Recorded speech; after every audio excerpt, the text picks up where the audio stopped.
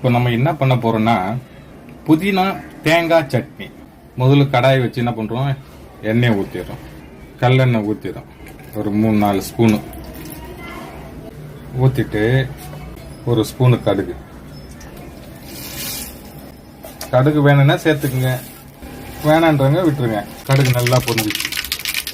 தேங்காய் ஒரு அரை முடி, பச்சை மிளகாய் ஒரு 4, இஞ்சி ஒரு துண்டு, இது 3 சேர்க்க. தேங்காய் வந்து கொப்பரை தேங்காய் சேர்த்துருக்கேன்.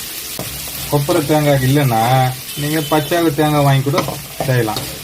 ஆனால் பச்சை தேங்காய் வாங்கி செய்தீங்கன்னா ஒரு நாள் தான் வச்சுருக்கணும், இல்லை அதிகபட்சம் 2 நாள் வச்சுக்கலாம். அந்த தேங்காய் ஸ்மெல்லு வந்துடும், கெட்டு போயிடும். ஆனால் நீங்கள் கொப்பரை தேங்காய் வாங்கி செய்தீங்கன்னா 3-4 நாள் வரைக்கும் வச்சுருக்கலாம். இப்போ தேங்காய், பச்சை மிளகாய், இஞ்சி போட்டு நல்லா எண்ணெயில் வதக்குறோம். ஃபஸ்ட்டு தேங்காய் வதக்கணும். ஏன்னா தேங்காய் கொஞ்சம் கொப்பரை தேங்காய் நல்லா ஸ்ட்ராங்காக இருக்கிறதுனால அது கொஞ்சம் எண்ணெயில் வதக்கினா சாஃப்ட் ஆகிடும். பச்சை மிளகாய், இஞ்சி, தேங்காய் இது 3 போட்டு கடுகும் போட்டிருக்கேன்.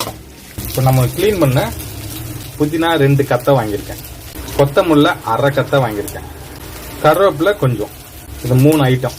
இது புதினா சட்டினால புதினா கொஞ்சம் ஜாஸ்தியாக இருந்தால் அது டாமினேட்டாக இருக்கும். சரிங்களா? கொத்தமல்லி கருவேப்பிலை கொஞ்சம் கொஞ்சம் இருந்தால் போதும். இப்போ என்ன பண்ண போகிறோம், அது ஓரளவுக்கு வெந்து போச்சு. இப்போ கொத்தமல்லி,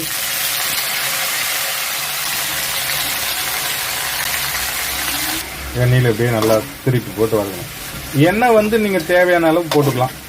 உங்களுக்கு பிடிச்ச எண்ணெய் என்ன எண்ணெய் கூட அதில் சேர்த்துக்கலாம், அவங்கவுங்க சுவைக்கு ஏற்ப. நான் இதில் வந்து கல்லெண்ணெய் சேர்த்துருக்கேன், ஒரிஜினல் செக்கு கல்லெண்ணெய். பாருங்கள், வதக்கணுன்னா எவ்வளோ சின்னதாகிட்டு. கடாய் நிறைய இருந்தது, நல்லா வதக்கிட்டோம். வதக்கின அப்புறம் தான் உப்பு சேர்க்கணும்.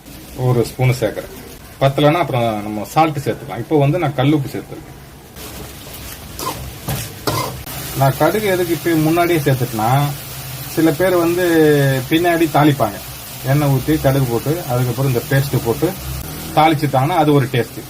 நான் முன்னாடியே கடுகு சேர்த்துட்டேன், அதனால பின்னாடி வந்து தாளிக்க வேண்டிய அவசியம் இல்லை. அப்படியே மிக்சியில் போட்டு ஃபைன் பேஸ்ட்டாக அரைச்சிட்டு அப்படியே யூஸ் பண்ண வேண்டியதான்.